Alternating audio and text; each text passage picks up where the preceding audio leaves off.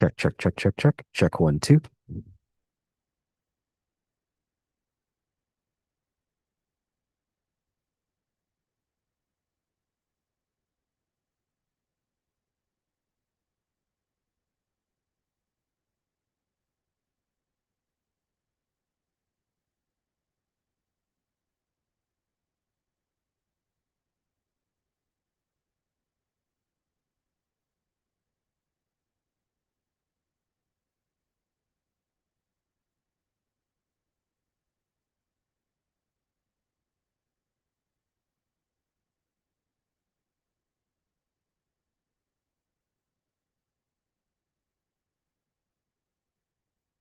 Mic check one, two. Check, check.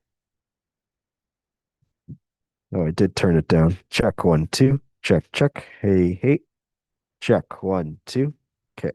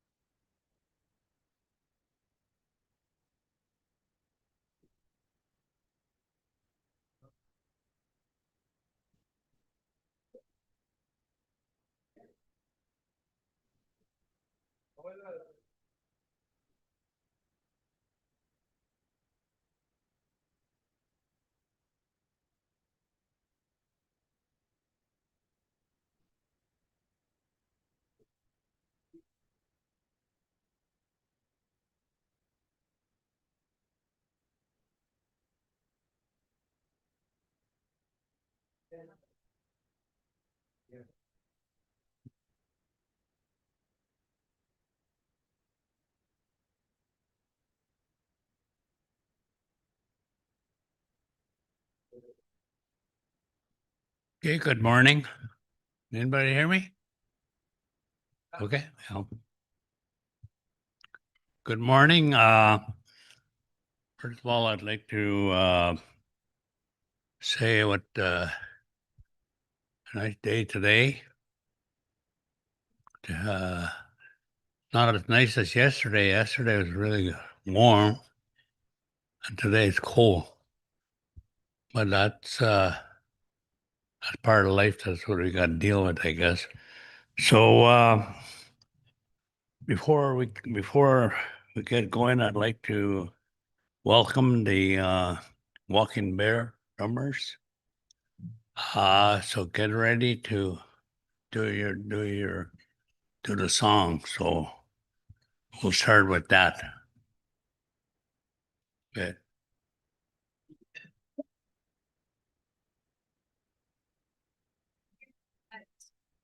Your stamp, please.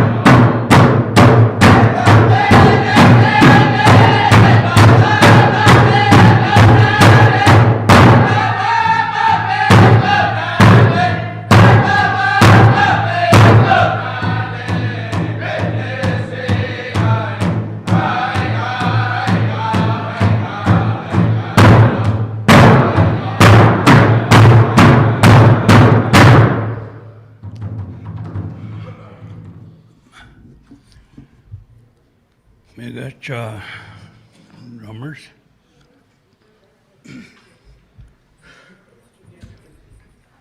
So this morning we have a very, very heavy agenda. Be talking about the treaty for the next couple of days, and it's going to be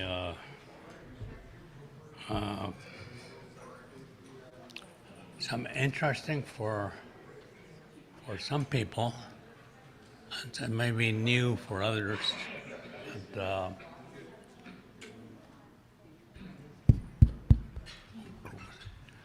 closer.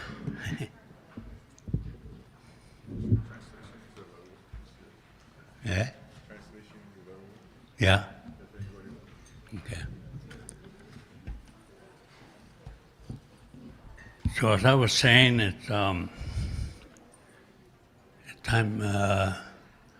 We're going to have a very interesting discussion over the next couple of days, and we can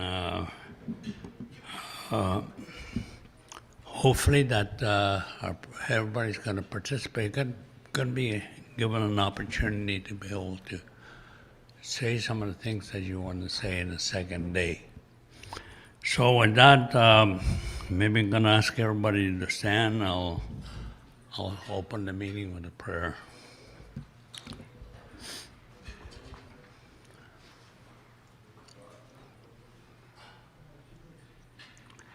At the bench again. Ishak, Gajminiak, Kashkoan, Gatavan, Tamonesta, Zakian, Umagakana, Sentau, get in Ristano, and Uchigatik, Tante, Hiruchgatik Nigan. Gajim Gajminchia, the bench again, Gajminiak, Mashkosivan. Huhugi Hana Nusta, Quayasnestiga number 12, Huhugi Hana. Mona and Hanwi men and Maganon. Omen Sanoch. Gotchkap Dingajimini, Gajminia Mena at the moon. O Henry Sahihona. May Gotchkit didn't get a singers on the Hindike. Amen.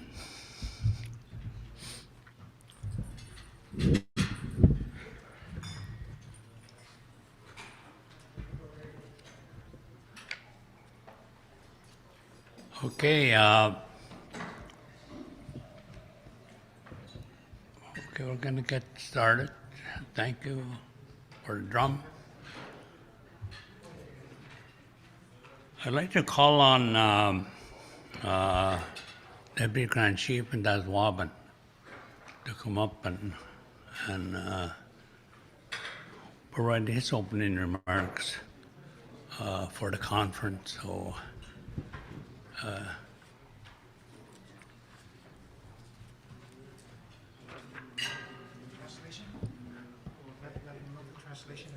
yeah. Yeah. Also, there's translation equipment over there available for those people that don't understand the language or any of our languages. It's available over there. So by day, you can pick it up over there.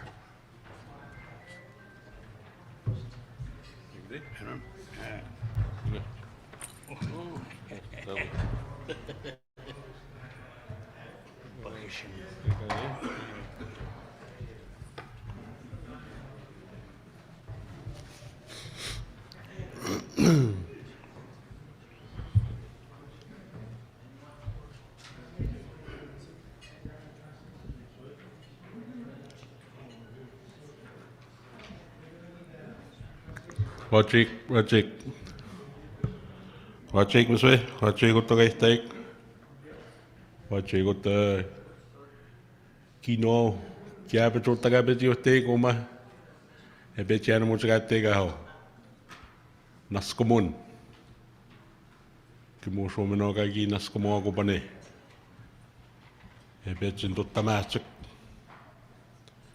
E be chega gwetse mistik. E we apa just tano ande gaskino. E ko tene buko sa kai gise ne se dohta hek. Kai gise kisken chega tege yana mo chega tek. It's one to acknowledge the ones that are still that continue to attend our assemblies, especially when it comes to talking about the treaty. I just want to acknowledge your ongoing participation, commitment, dedication to carrying on the voices of our elders, ancestors who signed on the treaty, who were there for the treaty. It is our obligation and it is our commitment as well that we carry on the understanding, the way our people understood it. That is our obligation to our young people moving forward. It is a tool. It is a tool that can become useful to benefit our young people, our future populations. And it is the hope that we can create that understanding, create that bridge, carry on that knowledge, pass on that knowledge the way we understood it, so that our young people can have a tool to negotiate with. So that is the goal of our conference. I do have some speaking notes, and I will I will carry on from there. As I was saying, treaties are important today, as they set the foundation for our relationship with the crown governments and provides the basis for our sovereignty to our lands, water, and resources. Treaties did not extinguish our title or ownership to our lands. Our elders tell us that we simply agreed to share our lands and to benefit equally. We are 49 different First Nations, but we are bound together by our history, culture, languages, and by the treaties that were entered into by our ancestors. The leaders who signed the treaties with the British Crown, now represented by the governments of Canada and Ontario, understood the treaties to be the full scope of promises that were made at the time of signing. They knew the promises included our protection and our leverage when our traditional territories began to be developed. Today, we look at our treaties and think of them in modern perspective. Our treaty rights are economic rights. We are entitled to share in the wealth generated by the development of our territories. We all need certainty. First Nations, industry, and governments need certainty in order to develop resources and infrastructure. We need certainty to ensure that all of us, especially First Nations, capture the benefits that will come with development and resource equity sharing. There is a lot of uncertainty for the member First Nations of Anishinaabe Nation. Resource companies are entering our territories and putting pressure in our communities to prepare for the socioeconomic challenges and opportunities that will come with development. To achieve certainty in uncertain times, First Nations need to come together to work on our collective goals. We need to find guidance and direction from the elders and grassroots people so that we may create a path of certainty for ourselves. These are the rights holders, not corporate entities like NAN. But we can help facilitate and advocate for our treaties and rights. The NAN logo is unity, strength, and success. When we are together, we are strong, which will lead to our success. When we are unified, we can really make things happen.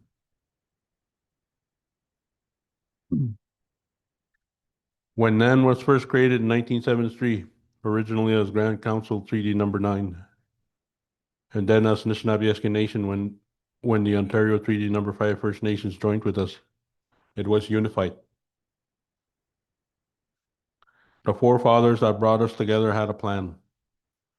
Their plan was to join forces in order to advocate and lobby for change. Their plan was to stick together to improve the lives of the people. They developed the Declaration in 1977. This was delivered to Canada and Ontario at the Ontario legislature. They made a path for us to follow. Past leaderships in our treaty area have declared that in 1977 that we have the right to self-government. We have the right to receive compensation for our exploited natural resources. We have the right to receive compensation for the destruction and abrogation of our hunting and fishing rights. We have the right to renegotiate our treaty. We have the right to negotiate with the elected governments of your society through appropriate levels of representation. We have the right to approach the judicial, governmental, and business institution of your society in our quest for self-determination and local control. The right of our elected chiefs to deal with your society's elected cabinets on an equal basis. We have the right to approach outer world nations to further the aims of the Cree and Ojibwe nations of Treaty Number 9. We have the right to use every necessary alternative to further the cause of our people. We have the right to make use all that the Creator has given us to help all of mankind. It is these fundamental principles that continue to guide us today as we move forward to reconcile with the Crown governments. These principles are also in line with the United Nations declarations on the rights of Indigenous peoples. The treaty promises that were entered into. The most repeated themes that emerge from the Treaty 9 dialogue that the elders have passed down include that the Cree and Ojibwe people's way of life would endure, which is the basic human right to maintain an identity as a distinct people. The Cree and Ojibwe were not to be restricted as to territory. They were to enjoy the freedom to conduct their traditional activities throughout their territories and not to be confined to the reserves set out for them. That there would remain a viable economic base. They were told that the traditional commerce of hunting and trapping were more suitable than agricultural and had better prospects for sustaining them. That reserves were set aside for them as sanctuaries akin to political or diplomatic immunity, where no white man would interfere or trespass upon. That they were not extinguishing their land rights because when the land was used for government purposes, it would be properly looked after to protect First Nation interests. That the land and resources would be shared for the benefit of all parties, as stated by Elder Juliet Duncan of Muskrat Dam. The land was never surrendered, but rather it was agreed upon that Indians would share their lands as long as the treaty existed. On the Hudson Bay coast, Elder David Sutherland of Winnis also concurred that the land surrender was omitted from the treaty explanation. Bullet 7, that the government assistance would be provided to the people to alleviate their hardships as well as to afford their protection.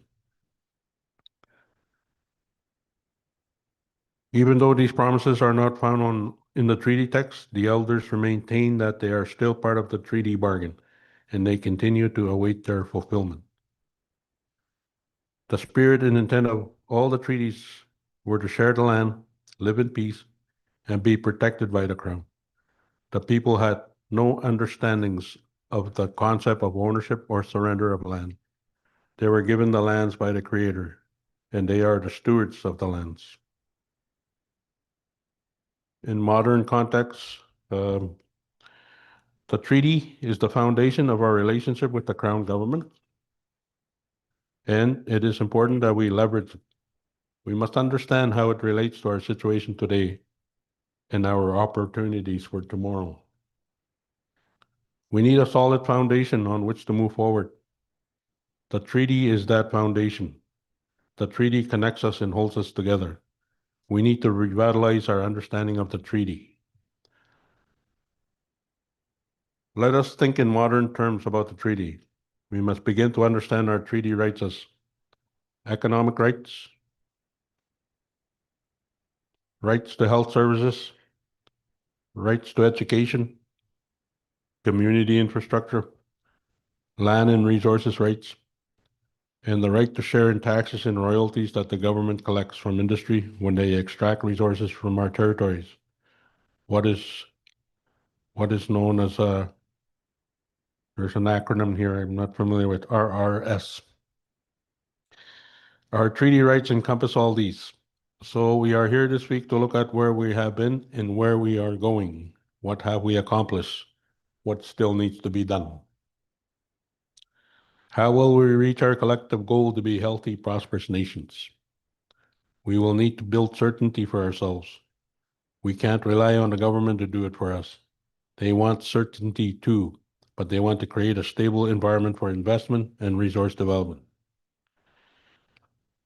The, the difficult task is how we move forward with treaty implementation to achieve reconciliation with our treaty partners. Treaties and the rights that come with it are collective rights and belong to the rights holders. Our grassroots people tell us, you can't touch my treaty rights. Treaties are sacred and cannot be negotiated. We all agree with these statements. I personally don't want anyone to speak on my behalf as it relates to my treaty rights. However, governments are constantly approving authorizations for development in our lands, introducing legislation, policies, and processes that diminishes our inherent and treaty rights. The question we should be asking is, how do we assert our jurisdiction and sovereignty over our lands? What tools should we be using to assert our jurisdiction? Eko hoeho, kaikki petsi se, kaikki se petsi mammes kaikki se petsi se tohte kitavat sa hakanok, ja petsi apat si katta heko ho, epe mohta tanok, eko tenema kaikki se petsi wa wista gatenik, kaikki se petsi wa wista heke se hok. Annos ma kaikki se keskentämek,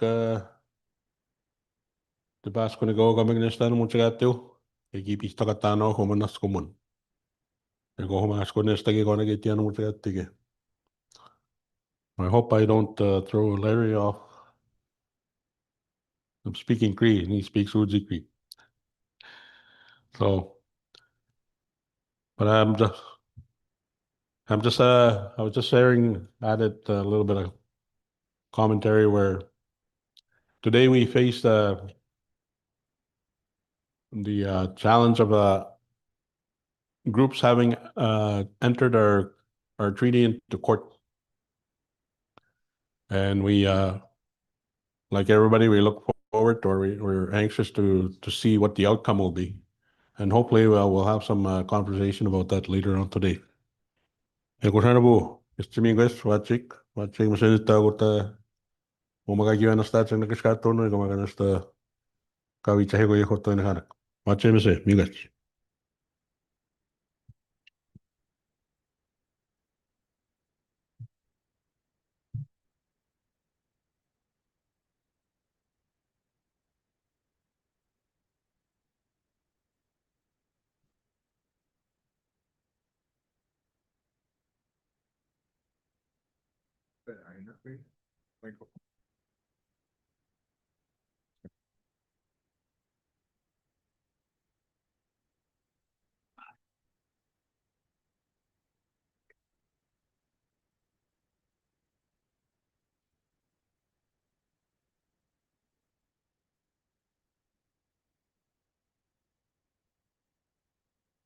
Thank you very much, Deputy Grand Chief, for opening remarks.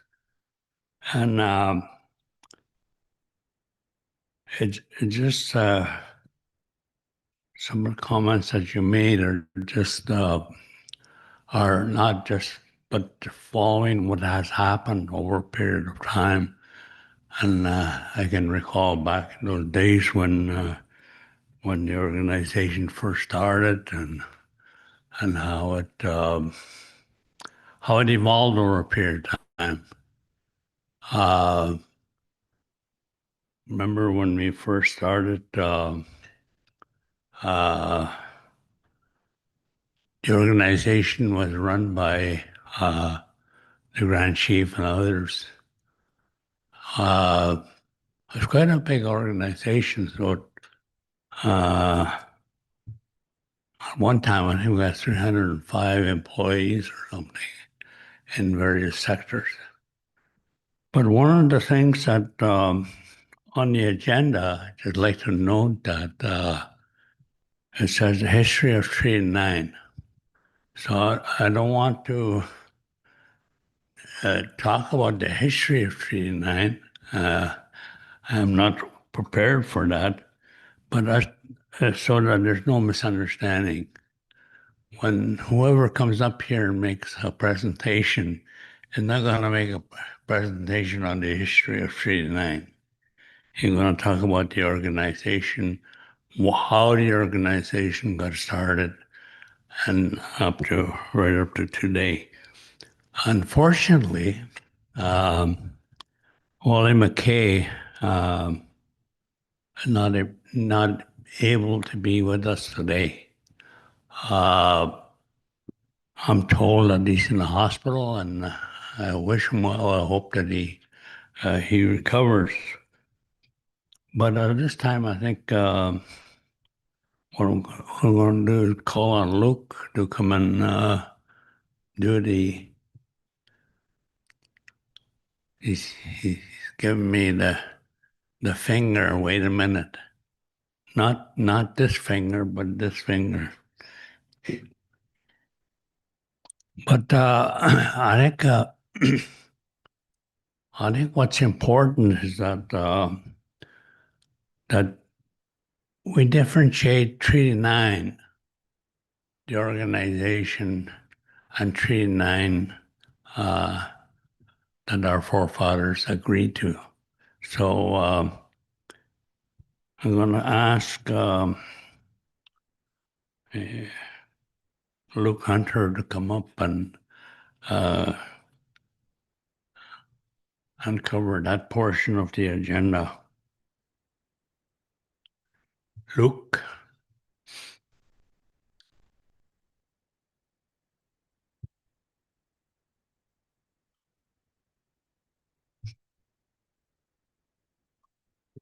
It's okay. Yeah. It's okay. Yep.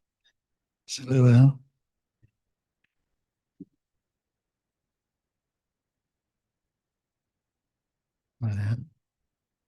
It is taller. Thank you. Yeah, fortunately, like Ben said, Wally's unable to make it, but I wasn't going to do the history of the I guess the Tree 9. I was doing more of the update on the I guess what our department is doing as in terms of the treaty work. So I'll be going through that a little bit this morning. I have a PowerPoint. There's only three, I guess, areas that I wanted to highlight, just to bring the, I guess, the elders, knowledge keepers, I guess, up to speed what we are trying to do as in terms of our department, trying to look at the treaty education and awareness. So unfortunately, I know Wally had looked forward to doing the history of Treaty 9 as in terms of the organization, how it was founded, and the way that the organization, I guess, in the last 45 years. But that portion is will be unavailable this morning. But my PowerPoint, that's not it. No, it's the.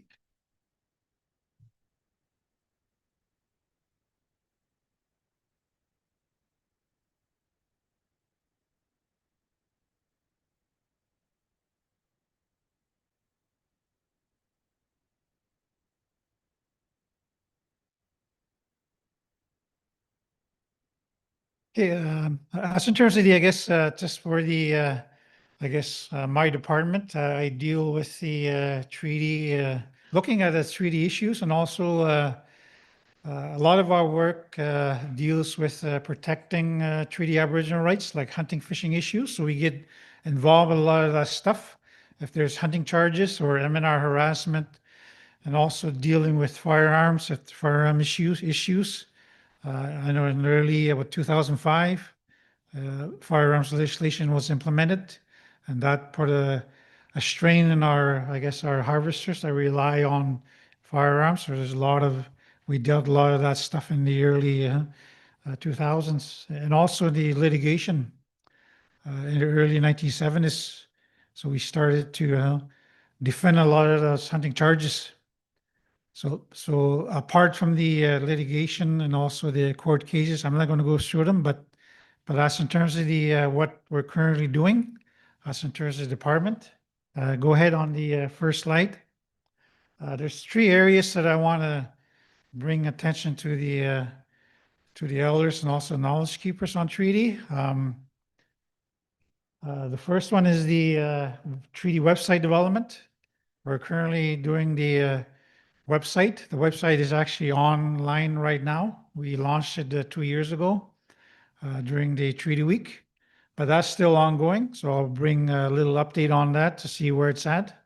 And the other one is the elders' interviews and testimonies on treaty. So a lot of work has been done since early 1970s.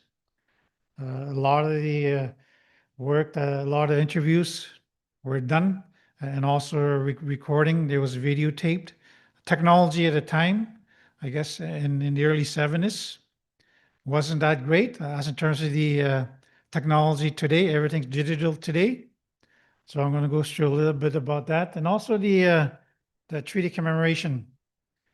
Treaty commemoration is coming up, especially the adhesion, 1929 and 30. There are 5 communities, treaty signing communities. So I'll update a little bit about that. First slide. So the purpose of the treaty website that we created deals mostly with public education and awareness. So that includes the general public and also our communities. So there's quite a few information in that website. I don't know if you can click the website. It should come up.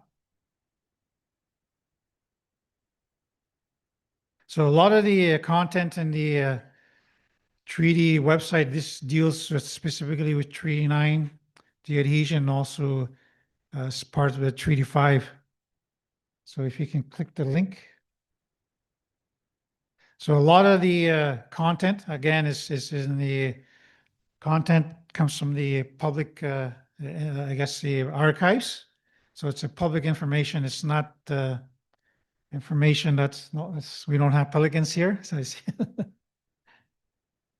yeah, this is the website that we have. So it has a lot of the information there. If you can click some of the buttons. So it looks at the Treaty 9 is unique. We don't have a medallion. We have a Treaty 9 badge. So this is a picture of the Treaty 5 Chief Fiddler. He has a medallion, whereas in Treaty 9, if you look at the go at the first button. I mean go look at the Treaty 9 badge. So go down and click the all the way. So this is a description of the Treaty 9 badge, so the history of it, and also there's a picture at the bottom. Scroll at the bottom. So this is the Treaty 9 badge that was issued to the chiefs and council at the time, I guess just shortly after treaty. So Treaty 9 is unique. Like for example, that's an enforcement badge. So chief and councillors, I think there's 2 councillors that were given a badge. They were to enforce the law. So they were given that authority. So that is an enforcement badge. So unfortunately, in 1953, it became illegal for any person to, I guess, have a replica of enforcement badge. So unfortunately, they stopped issuing the badges to chief and council in early 70s. But there are still some badges surviving. Families do keep. I know my uncle had his, but unfortunately during the flood in 1986, it got lost. But there are some families that still have those historical badges. They keep them, but you can't use it in a public display because they're illegal. So those are the types of the what's in the website. So even there's also the picture of interactive maps. If you look into if you go into that website, you'll be able to go into interactive maps where the commissioners went, each treaty sites, and also later on in the adhesion, it has the aircraft was used. So we'd be able to tap into the to see where they were. So this is a toolkit for the public and also for the schools to use. So we get a lot of requests for information on treaty.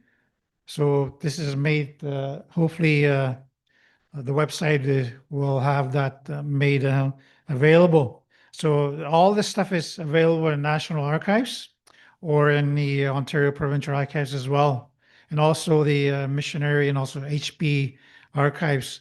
So that information is public. So one of the things, I guess one of the issues that we want to, I guess, bring highlight is as in terms of the, when you look at the website, a lot of the content is from the perspective of the non-First Nation point of view. So we don't have a First Nation content. So what do we want to do is the add some of the First Nation content. For example, when you look at the some of the pictures here, a lot of them is Treaty 9 commissioners. So non-First Nation, I guess, individuals. So we want to add in First Nation leaders that were instrumental during the treaty signing.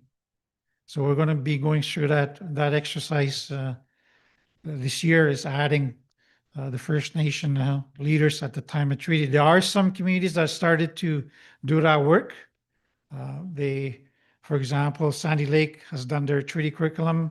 They started to incorporate that in their schools, and also Moose Cree has done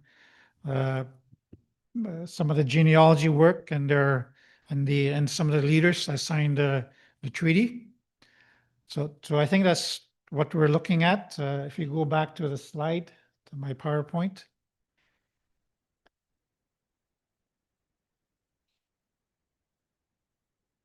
So we're going to be adding First Nation content, and also the video clips and sounds for the, because we have historical clips of interviews that we did in the early 70s and 2000s.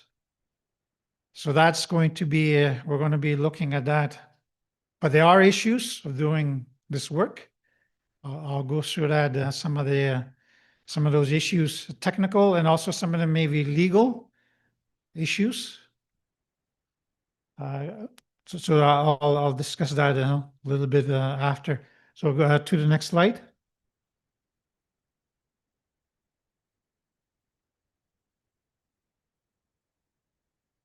Oh, excuse me. Yeah, next slide.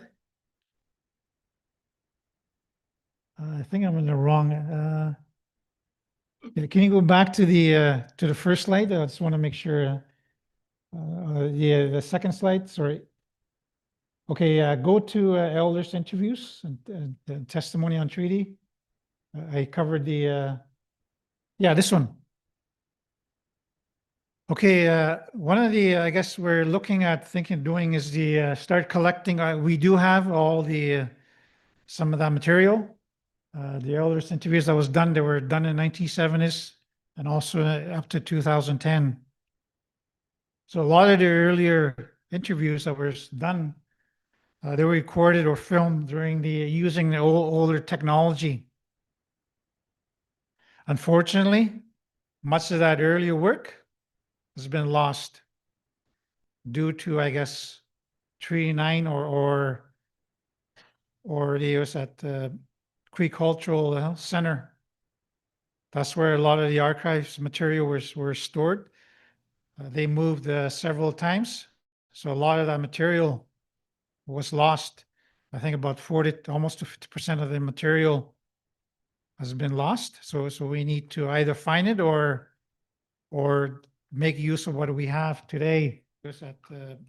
And also retention of the historical records. That's where a lot of the archives material were stored. What's that? They moved several. Who's speaking? I can't. Oh, so that's me speaking. Okay, I thought somebody was speaking. Sorry. Sorry. Yeah, and also the retention of records and proper interview processes or protocols were not followed. So those are the issues that we're running into right now. For example, intellectual property and data sovereignty issues. Those are the issues that we're facing today. So the recordings that were done in the early 70s up to early 90s, you have to get consent to the interviewee, how that data is going to be utilized. But a lot of the people that did those interviews did not do that. So that means we can't use that that data or that information. So it's going to be very difficult to use those I guess material, because you need permission. How you tend to use that information when you collect the data, and you need authorization. So that's we're going to run. That's the issue that we're having is some of the information that we have, and also the current data sovereignty issue. So who owns the data? Is it the First Nation? If you look at the I guess the collective right of a First Nation, treaty rights and Aboriginal rights are collective rights. Even though individuals may exercise those rights, it's still a collective process to deal with those issues. So again, that's a big issue is data sovereignty. So how do we deal with data sovereignty and also the intellectual property? In the past, it's usually the collector or the person that's collecting the data is the owner of that data. They can use it however they wish to use it. But that law changed in the early 1990s.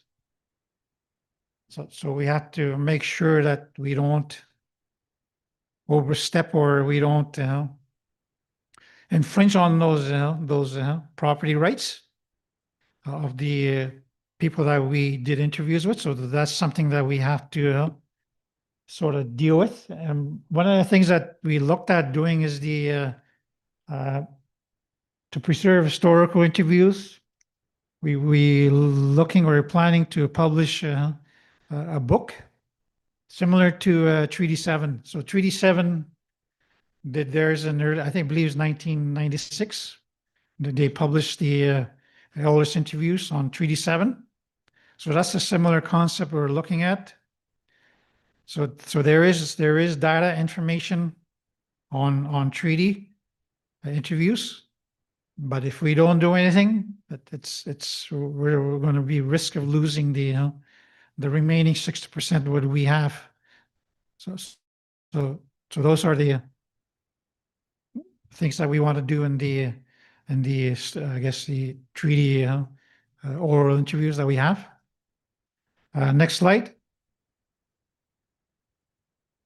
So I mentioned earlier there is a 100-year anniversary signing of treaty adhesions coming up. So the communities include Big Shore Lake, known today as Kitchimegasibigan Out of that Kitchimegasibigan, there were 8 spin-offs. Early 1975, they're split into other communities. North Caribou Lake is another community that signed the adhesion. Fort Severn, Winnisk, and Arobiscut. So those, the question is, do those communities want to commemorate their 100th year anniversary signing of the treaty signing? So we've experienced this in the 2005, the Treaty 9, 1905 and '06 commemoration activities. I know communities said we're not celebrating the 100 year, we're just commemorating. So I think that's the difference between, I guess, what is to be up to the First Nations, how they wish to move forward as in terms of recognizing, giving, I guess, commemorating or recognizing the elders at the time or the communities that signed those treaties. So commemoration planning takes time and resources. So we need to engage those communities how they wish to move forward. So we only have 3 years. So for that 100 years is fast approaching. So we're going to be engaging those communities very soon. Next slide. So I think these are the, I guess, two questions that we want to I guess pose is how do we deal with the intellectual property right issues? What about data sovereignty? So how do we deal with that moving forward as in terms of the data and historical information that we have?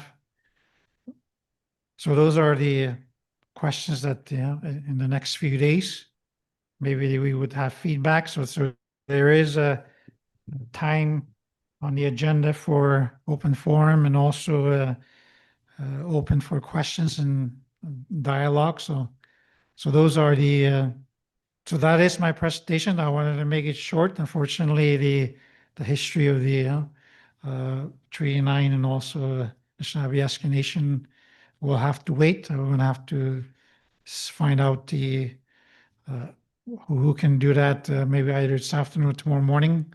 But that's in terms of my presentation. That concludes my presentation. So I wanted to make it short and make sure that the information is relevant and also the questions are to the point. So if there's any questions or you don't have to answer those questions right away. You can deal with those tomorrow as well.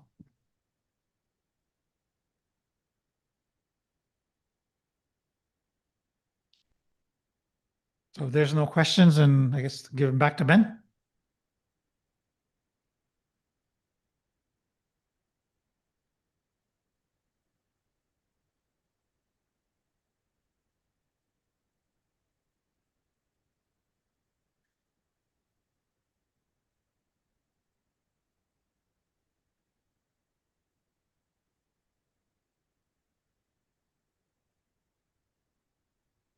Okay.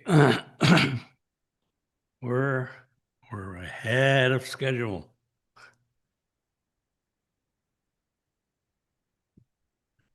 10 to 10. Anyway, I'll do something that I was supposed to do before we started into the agenda. Maybe go for a review of first day of our agenda. So I'll go through that in your booklets. It's on the first page.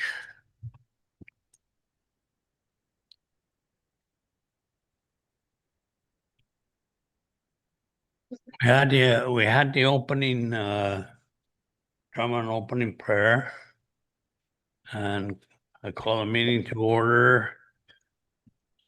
I had a opening remarks by Deputy Grand Chief Dad Robin,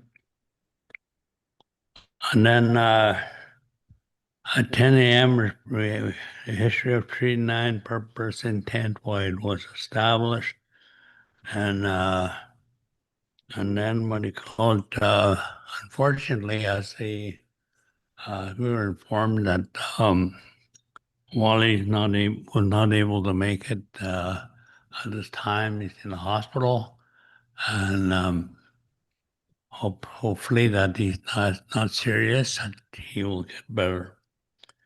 So at 10:45, we're going to have a break. At 11 a.m., going to have presentation by Dr. John Armstrong on simple terms of the treaty, impressions left by the commissioners. Then from that period on, we'll bring us after 12 o'clock. We'll have lunch. And then after lunch, we'll have update on treaty number 9 court cases. And Luke Hunter referred to that, and they will, Amy Westland going to be on a virtual, and she's going to make a presentation on that. 1:45, we're going to have United Nations Forum on Treaties and UNDRIP. This is going to be presented by Ron Linderman. It's going to be by virtual. 2:45, we will have 2:30, we're going to have a break. 2:45, we'll have an understanding of a treaty, caution about compensation. Adam Fiddler will be doing that presentation. At 3:15, Treaty Department initiatives. Luke Hunter's going to do that. 3:30, Bill 5 and Bill C5 is going to be done by Mike Sherry. So am I correct in saying that? Because I did hear other things about Mike, so yeah, okay. 3:30, no, that's at 3:30. At 4 o'clock, we'll have an open discussion for probably a half hour, 45 minutes, and then we'll do the wrap up. So that's today's more in terms of presenting the information. And tomorrow's agenda, which I'll go over in the morning, is about actually having group discussions on the various issues that concern our people. And so further to what do you call it, establishing what the simple terms of the treaty. This is something that's very important to all of us. In Treaty 9, as I travel around the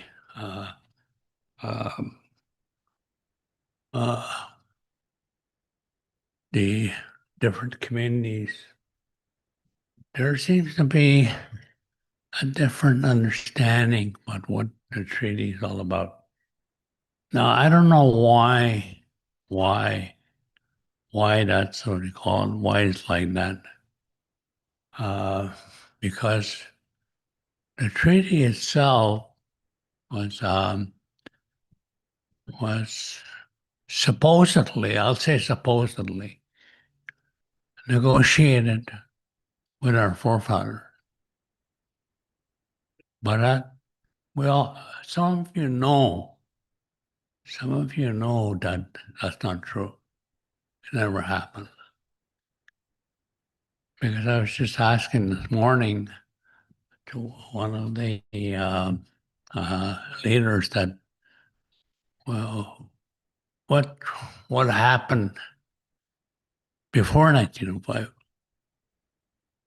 Because I wanted to have some idea. I have my own idea, but I want to have some idea of other people, what they were, what their understanding is about the treaty. And there's some discrepancy, I guess, if you will, for lack of terminology, what the way things move forward, what happened, those questions in my mind are not answered. Because when you look at the treaty, if you look at the treaty document that's in there, it's 2 pages long. In history, knowing how government operates and how slow it operates, something must have taken place. There must have been a lot of dialogue. And so I took the liberty of asking Luke the question, and he said that the thing the governments want a treaty with the Treaty 9. They wanted a treaty to be negotiated as quickly as possible, so that what they were trying to bring was certainty. They were trying to bring certainty to the things that they wanted to do. And it started long before 19 even the early 1900s. There was discussion between the governments, Ontario and Canada, although Ontario says we're not part of the treaty. But they had long discussions long before the treaty actually was taking place. And I'm sure it's like that with all the treaties, where there are previous discussions, and then they come with whatever they agreements that they've reached with themselves. So what I'd like to do at this time, because there are a lot of issues that will come out, but I'm not cutting off anybody. But tomorrow is a day of discussion. All day we will have the discussion that we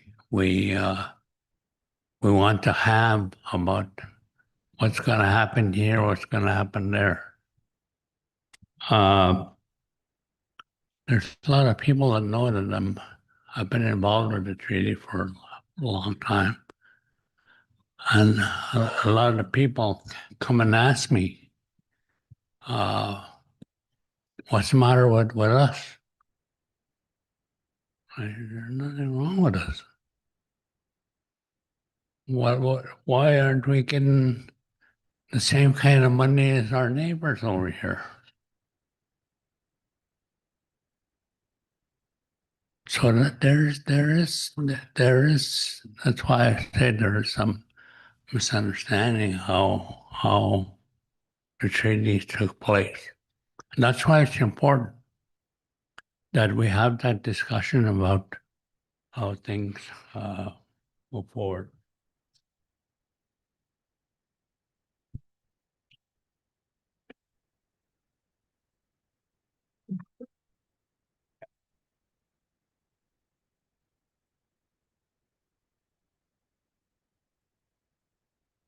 So we'll have time tomorrow, and we'll make sure that you have time. So you write down your questions, and then we will discuss them. We're going to set it up with different tables and different things, so we'll have time to do that. So at this time, I'd like to take a break. I'm moving to the agenda of having a break 45 minutes earlier, but we'll take a break now and come back in 15 minutes. Okay?